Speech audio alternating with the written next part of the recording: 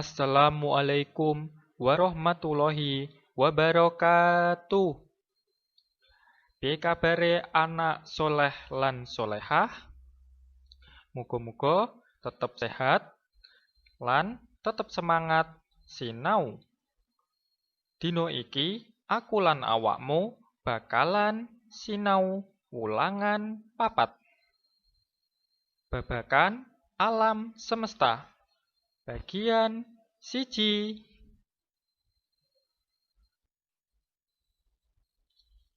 Nah, agar kosakata kita dalam berbahasa Jawa meningkat, mari kita belajar ukara-ukara atau kata-kata di bawah ini.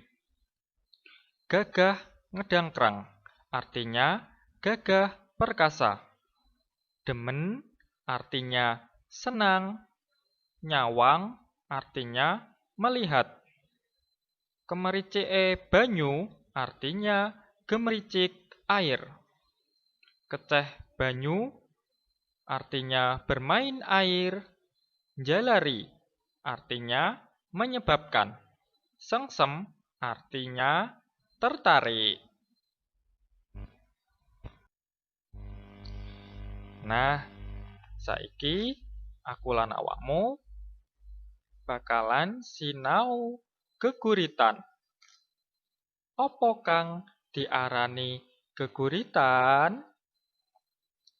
Geguritan yaiku puisi Jawa gagrag anyar kang ora keiket dening paugeran tertentu kayata guru gatra, guru wilangan, lan guru lagu. Tegese bebas cacahing larik-larik ukara ing saben pada utawa bait, bebas cacahing pada lan bebas pilihan tembung utawa basa kang digunakake. Gegayutan karo Purwakanthi pangurit ana sing nggunakake lan terkadang ana uga sing ora nggunakake. Nah, coba gatekno teks geguritan sakjroné kotak ngisor iki.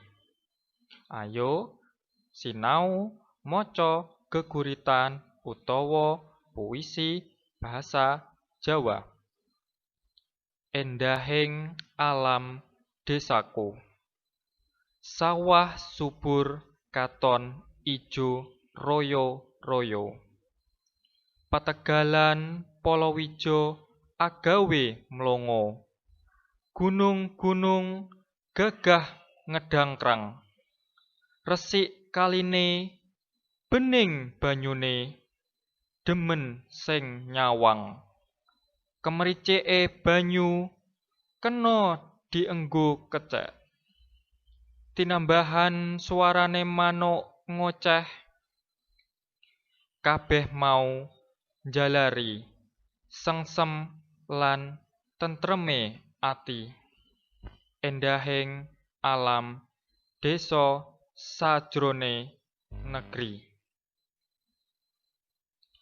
Nah, teks kanthi irah-irahan endahing alam desaku asil karyane Mak Era iku mujudake tuladhane teks geguritan. Penulisan teks geguritan beda banget karo penulisan ing sajrone crita. Tembung-tembung kang digunakake ing geguritan iku padhet. Ukarane endah, basane mentes, serta nggunakake wirama. Sakliyane iku, penulisan geguritan sok-sok uga metungake purwakanthi atau sajak lan persamaan bunyi.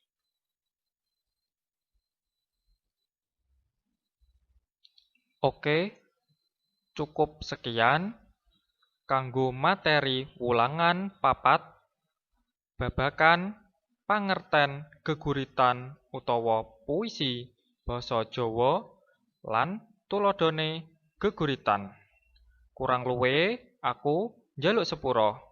Wassalamualaikum warahmatullahi wabarakatuh.